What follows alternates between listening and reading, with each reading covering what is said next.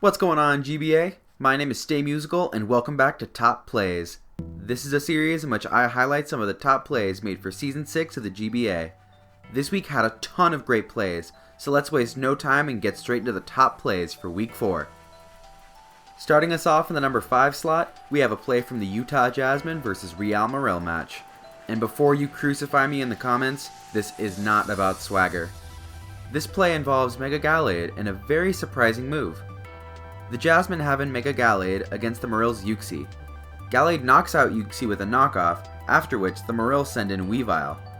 While typically a Weavile could easily revenge kill a Mega Gallade, Cooper was prepared and was packing the Vacuum Wave.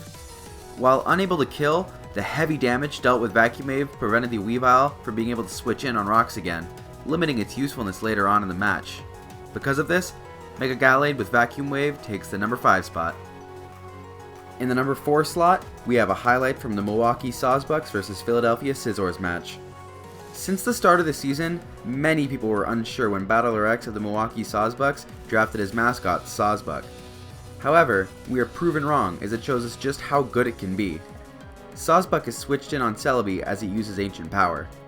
The Scizors then swap in Cofagrigus as Sawsbuck sets up a Swords Dance.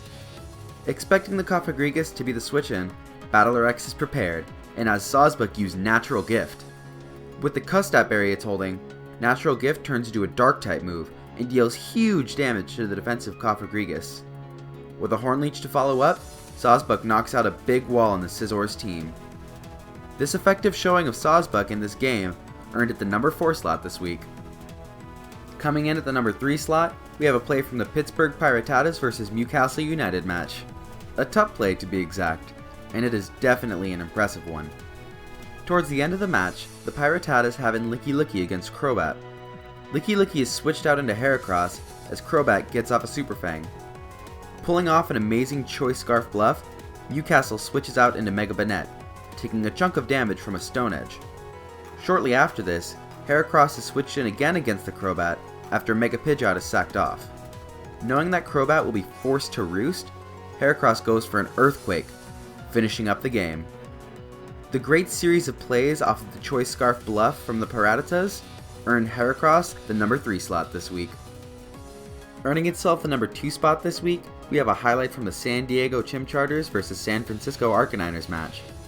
As we all know, one way to get the upper hand on your opponent in a battle is to do something unexpected, and MV proves to us that he excels in that with his bring of Rock Polished Donphan. After sacking off Haxorus to an Earth Power from Nidoqueen, the Chimchargers send in Donphan. As it takes an Earth Power from Nidoqueen, Donphan sets up the Rock Polish. Donphan proceeds to knock it out with Earthquake, and then the Arcaniners send in Infernape. Unable to take out Donphan with a Mach Punch, Infernape falls to an Earthquake as well. Donphan then takes out Mega Beedrill with Watmo Berry Natural Gift, and finally, Gardevoir with another Earthquake. The impressive display of Donphan in this match earned it the number 2 slot this week. And finally, for the top play from Week 4, we have a play from the San Jose Sharpedos vs New York Metapods game. This was a very close match, with both coaches performing solid plays, and also having some misplays at that. However, there was one play that affected the match that made the difference between who won and who lost. Getting into the match itself, the Sharpedos switch out Xatu into Starmie, as the Metapods Rotom Wash goes for a Pain Split. The Sharpedos then decide to use Toxic on the Rotom, badly poisoning it. While this may not seem like much at the moment, the Toxic from Starmie made a huge difference at the end of the match, allowing Xatu to Toxic Stall Rotom, winning the match for the Sharpedos in a very close 1-0. It is because of this that the important and clutch Toxic from Starmie comes in as the number 1 play for Week 4. And now for your reigning top play. Last week, you guys had the decision between the reigning top play of Swords Dance Keldeo from Week 1 and the challenger being the Spore from Amoonguss onto the Rindo Berry Gastrodon from Week 3. Once again, the Swords Dance Keldeo comes out on top, staying as our reigning top play for Season 6. Now, you guys have the decision yet again. Will Keldeo stay on top, or will Starmie knock Keldeo off its high horse? Cast your votes in the straw poll link in the description. That's it for this week. What did you guys think of the list? What were your guys' favorite plays? Let us know in the comments section below.